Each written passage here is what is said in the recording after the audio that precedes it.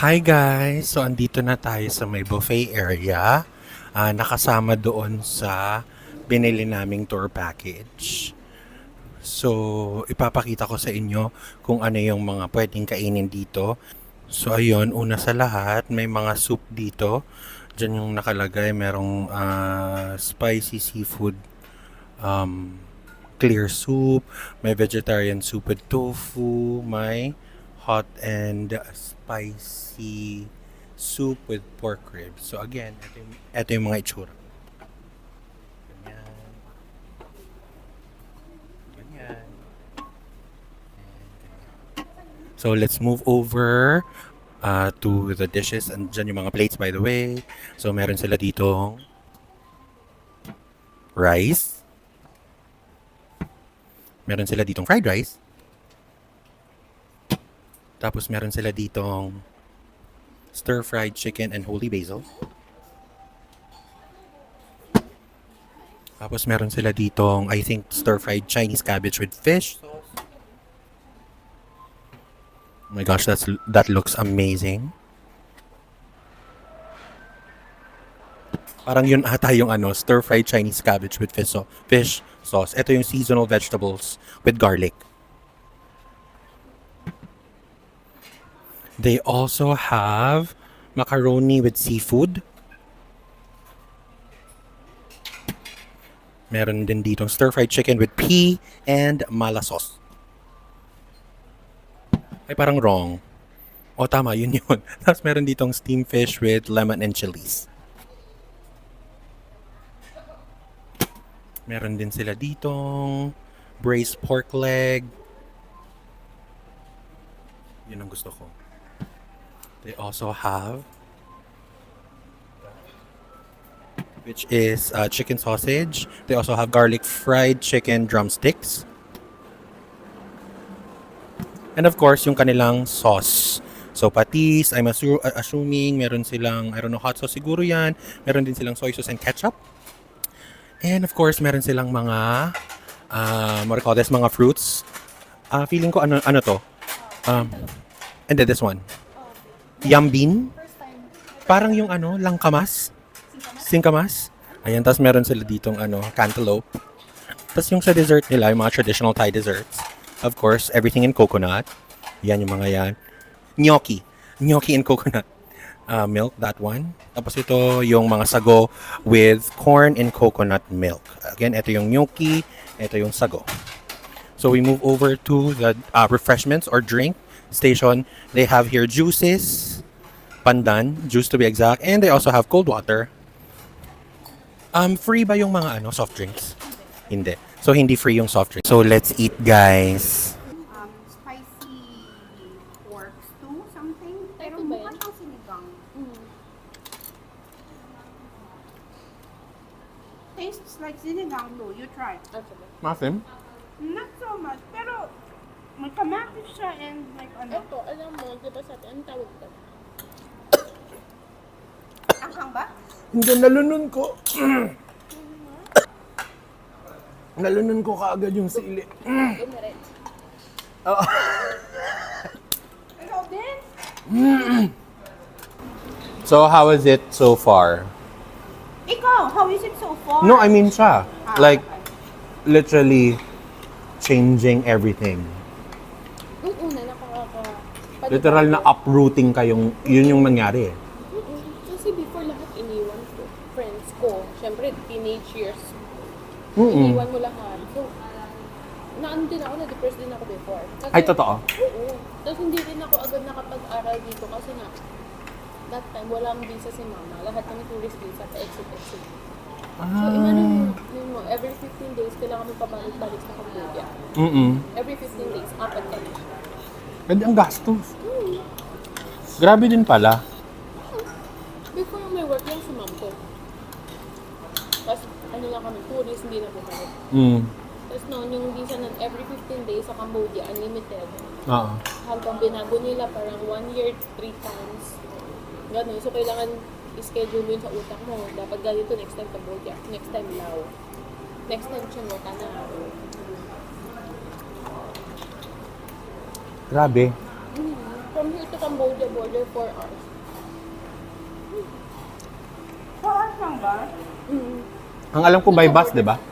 Nag-van kami. Van. Pag sobrang traffic, 6 hours. Doon ka lang sa border ha. Tatakan ka lang, pasok, balik. Ah, balik ulit. Mga 10-15 minutes lang kayo doon sa border. Hindi ka na magpapasang ka lang out, tas in. And yung mga border police, border control, okay lang sa kanila yun. Tiber lang. Doon sila itong Hindi kumikita siya eh. kumikita eh. CJ. Ay, totoo? If you get, May mga agency dito na yan yung negosyo. Ay, totoo. We call it exit. See, we learn every day. Actually, hindi ko yun alam eh. Pero, nung nag-work ako sa Singapore before, may mga ganyan din. Nag-exit naman sila sa Malaysia. Malaysia. Kasi bus away. That's right, that's right.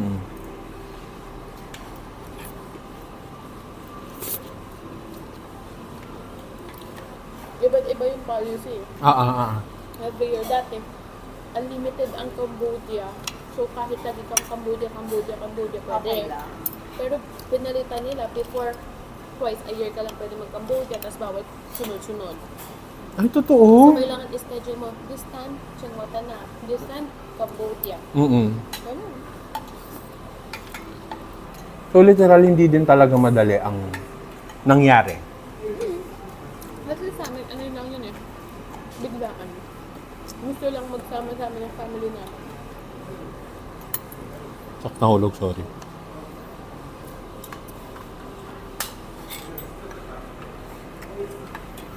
So, after ng mom mo, sino naman ang sumunod na ka-work? Papa. Lahat kami. Mm. Ang kwento nun, mom ko, teacher siya hindi sa school, sa mga company. Mga Toshiba. Kasi diba yung company parang pinapaaral nila ng English ng 1 hour yung mga student, employee nila. Employees nila. Nagkaano yun si mom. Tapos one time, may nag-meet kaming Pinoy. Sabi yung friend ko, naghahanap ng worker sa hotel. Ay, nag-apply lang talaga ng mom ko. So, sumama lang ako, dad ko, and sister ko. Wala kaming resume, wala kaming suot na maayos for interview. Nakita kami ng boss. Sige, pumasok na rin sila. Walang interview. Kasi una sa lahat, maganda ka. Bata ako dun. Kahit na. Tignan nyo. Ayaw ko makaroni. Sige pa. At Pinoy. So, I have a serious question, no? Para din sa kaalaman ng mga followers and viewers, or yung mga manonood lang, mamala matripan nilang panoorin to. Dito sa dito sa Thailand, galing sa mga experience nyo, is it hard to find a job for foreigners? No, in what sense? Ito muna. Pag alam mo, capable ka, dali lang maghanap ng work. You have Facebook, social media, pwede ka mag-walk-in. Pag may kakilala ka, referral. Basta kaya mo, hindi kayo pa-baby, hindi kayo mo-arte. Hindi ka mapili. Exactly. Yun nga lang, the rate depends din. Same maybe on the, Experience. experience. No, not really experience. Kasi dito, it doesn't matter kung bachelor, kayo. May mga sila nag-hire kahit wala kang degree. As long you can speak English. Diba? Tsaka complete ang documents mo. Unfortunately Yun yung though, importante. my dear, they base your salary on your passport. Kasi kung ang passport mo is Asian passport, they don't see it as superior. So kung ang passport mo, Philippine passport, ano lang to. Around this. Pero pag Puti ka, puti ka with the blonde hair and the white skin, yun na talagang mga 50, 60, 70,000. Pero kung may mga Pinoy na swerte na more than 50, pero ilan lang. oo. So it's like native versus non-native. Ganon yung pagkakakilanlan sa'yo. Maswerte lang kami dahil we had a really good offer. Na yung, alam mo yung hindi mo siya, May hindian. oo, that's right. So we are just blessed. I get it. Kasi sa totoo lang, yung mga sinasabi nyo, hindi na masama. Diba? Hindi na talaga. Not bad. Enough na para Mabuhay. yung luho. Mm. Makapag-provide sa family.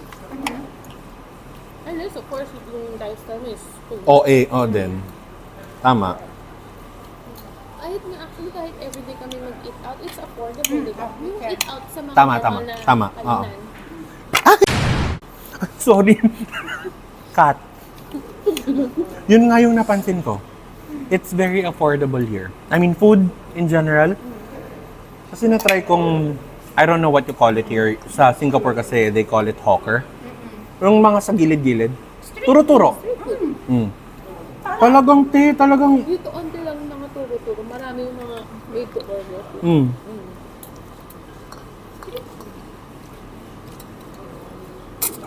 At dito, hindi maano ang time. Like, kahit nasa kalsada yan, may bibili at bibili dyan. Mm. Hindi sa Philippines kasi, Di ba? In-allow niya. Ay. In-usukan niya. ay, oo, parang street, madumi. Ay, ganito. Mm-mm. Hindi, dito sa Thailand, kahit yung... Kiber. Oo. Like, Basta masarap. Hindi mo napansin yung mga Michelin, karamihan Mm. sa bangketa. Totoo.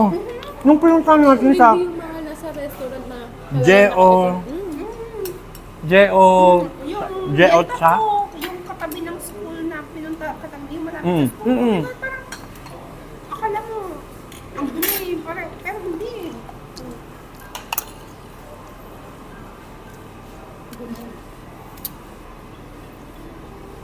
Ang galing mo.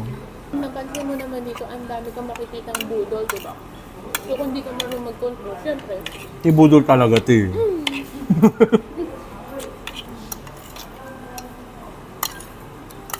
Punta nga ako nga sa Siam Center. okay lang kayo ah. Meron dun Foot Locker, meron dun sabi ko talaga hindi. Si Jay, lumayo ka. Lumayo ka. Dito, hindi nawawala ng sale. Pating may Hindi sale. nga nawawala ng sale. Oo. Oh my God, every payday. Always sale. Every day. Tama si Kat, pag hindi ka marunong mag-control. Ulot ka talaga. Lalo na kung ikaw yung kung fashionista kayo, mahilig ka sa clothes, nabubudol ka dito. Sobra. Kaya I splurge pag I see something na alam kong bagay ko. Which again, hindi naman masama. As long as may pera ka. And as long as need mo siya, hindi siya want. Or pwede namang want, pero hindi, wag mo na masyadong, from time to time, wag mo masyadong dalasan. Okay lang naman. Gusto mo ng Kaman Thai na try mo? Masarap ba? Did you like it? Yan? Kaman Thai, tapos Hainanese chicken rice. Masarap Hindi ko pa natatry, pero mukha naman siyang masarap. Hindi. Yung yung kanina, yung may rice, tapos may chicken na ano. Yes. Ayan ito yung kinain ko. Hindi pa yan. Iba pa ba to? Ito. Yung andito. Yes, masarap. Very masarap. very chicken rice. Yun. Sa Singapore, correct. Sa Malaysia. Anyway, dito ko na tatapusin tong video na ito. I'll see you again tomorrow. Bukas medyo laid back ang ating gagawin kasi nga medyo kailangan natin magabol sa work. Tapos busy din si Miss J and si Kat kasi nga may work sila. Pero again, kung may pupuntahan ako bukas, syempre sasama ko kayo. So again, don't forget to like, share, subscribe, and hit on that notification bell para naman updated ka pag mag-upload ako ng mga videos, okay? Bye! Adiha. Sawadee-kap! Crap! How's your experience sa Songteo? Ganda. Very cheap. Pero mataas. Mataas, nakakatayo ka.